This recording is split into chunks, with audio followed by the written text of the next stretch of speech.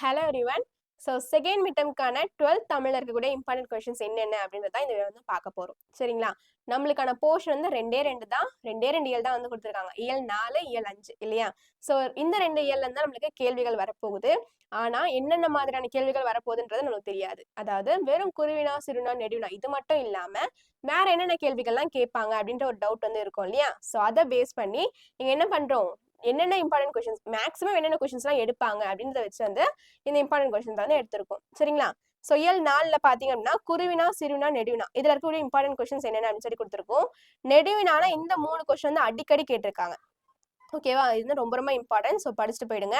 And இயல் 4ல திருக்குறள்ல பாத்தீங்கன்னா என்னென்ன திருக்குறள்லாம் மனப்பாட செயலா இருக்கு, மனப்பாட திருக்குறளா இருக்கு அப்படின்றத கொடுத்துருக்கேன். ஓகேவா? ஸோ இதுல இருக்கக்கூடிய இம்பார்ட்டன்ட் திருக்குறள்ஸ் வந்து படிச்சுட்டு போயிடுங்க. அண்ட் அடுத்து பாத்தீங்கன்னா அணிகள், திருக்குறள்ல இருக்கக்கூடிய அணியை கொடுத்துட்டு அதோட விளக்கம் வந்து தர சொல்லுவாங்க. ஸோ அதை வந்து படிச்சுட்டு போயிடுங்க. திருக்குறள்ல இருக்கக்கூடிய குருவினா, சிறுவினா அண்ட் நெடுவினா இதுல இருக்கக்கூடிய இம்பார்ட்டன்ட் கொஸ்டின்ஸ் வந்து கொடுத்துருக்கேன். அண்ட் இயல் 5ல பாத்தீங்கன்னா குருவினா, சிறுவினா, நெடுவினா இதுல இருக்கக்கூடிய இம்பார்ட்டன்ட் கொஸ்டின்ஸ் என்னென்னு சொல்லி கொடுத்துருக்கேன். சரிங்களா? இப்போ இந்த குருவினா, சிறுவினா, நெடுவினா இவங்களை தவிர்த்து வேற என்னென்ன கேள்விகள்லாம் கேட்பாங்க அப்படின்றத பார்க்கலாம்.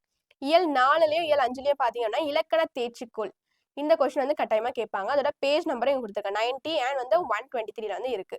அண்ட் அடுத்து பாத்தீங்கன்னா இயல் 4ல பிழைகளை நீக்கி எழுதுக, தொடரில் உள்ள பிழைகளை நீக்கி எழுதுக இந்த மாதிரியான கேள்விகள்லாம் வந்து கேட்பாங்க. 94, 95ல வந்து இருக்கு. 95லயே பாத்தீங்கன்னா பழமொழி வாழ்க்கை நிகழ்வு, பழமொழி கொடுத்துட்டு அதோட வாழ்க்கை நிகழ்வு கேட்பாங்க. இல்ல அந்த வாழ்க்கை நிகழ்வுல கொடுத்துட்டு அதோட பழமொழி கேட்பாங்க. இந்த மாதிரி கூட கேட்பாங்க. அண்ட் 95லயே பாத்தீங்கன்னா எண்ணங்களை எழுத்தாக்கவும், ஒரு பிக்சர் காட்சியை கண்ட கவிஞரை எழுதுக அப்படின்னு சொல்லி எழுதிருப்பீங்க இல்லையா? ஸோ அதே மாதிரி ஒரு பிக்சர் கொடுத்துட்டு அதுக்கு வந்து நம்மளோட திங்கிங் என்ன அப்படின்றத கேட்பாங்க. ஓகேங்களா? 96ல பாத்தீங்கன்னா சொல்லை பிரித்தும் சேர்த்தும் தொடரமைக்க இந்த மாதிரி வந்து கேட்பாங்க. படிப்போம் பயன்படுத்துவோம் பாத்தீங்கன்னா கலை சொற்கள் மாதிரி இருக்கும். இங்கிலீஷ்ல கொடுத்துட்டு தமிழ்ல வந்து கேட்பாங்க. இது இயல் 4லயும் இருக்கு, இயல் 5லயும் வந்து இருக்கு. இதையும் வந்து படிச்சுட்டு போயிடுங்க. அண்ட் அடுத்து பாத்தீங்கன்னா இலக்கண குறிப்பு, பகுபத உறுப்பிலக்கணம், புணர்ச்சி விதி இதெல்லாம் வந்து ரொம்ப ரொம்ப இம்பார்ட்டன்ட். கட்டாயமா வந்து 2 மார்க்ல கேட்பாங்க. ஓகேவா? இதை வந்து படிச்சுட்டு போயிடுங்க.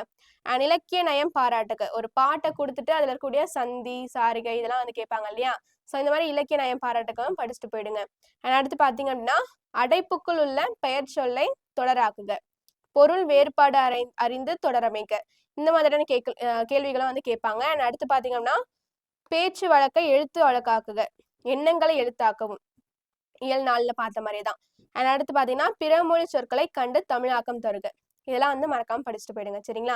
அண்ட் இதை தவிர்த்து இருக்கக்கூடிய மனப்பாட செயலா இருக்கட்டும், என்னென்ன விஷயங்கள்லாம் இருக்கும், என்னென்னலாம் கேள்வி கேட்கறதுக்கு வாய்ப்புகள் இருக்கோ அதெல்லாம் வந்து படிச்சுட்டு போயிடுங்க. சரிங்களா? ஸோ அவ்வளோதான் இந்த வீடியோ. உங்களுக்கு அடுத்து எந்த சப்ஜெக்ட்ல இருந்து இம்பார்ட்டன்ட் கொஸ்டின்ஸ் வேணும் அல்லது ப்ரீவியஸ் இயர் கொஸ்டின் பேப்பர் வேணும் அப்படின்றத மறக்காம கமெண்ட் பண்ணிடுங்க. பாய்.